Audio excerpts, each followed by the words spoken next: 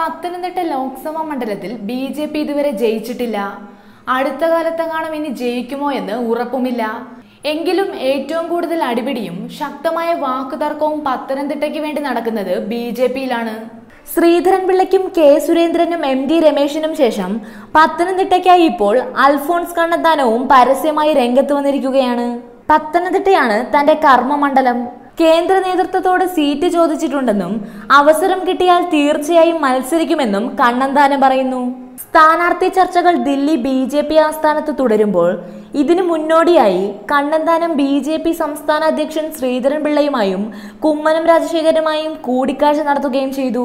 കഴിഞ്ഞ ലോക്സഭാ തെരഞ്ഞെടുപ്പിൽ പത്തനംതിട്ടയിൽ വോട്ട് വിഹിതം കൂട്ടിയത് തന്റെ പ്രവർത്തന ഫലമാണെന്നാണ് എം.ടി. രമേശിന്റെ അവകാശവാദം.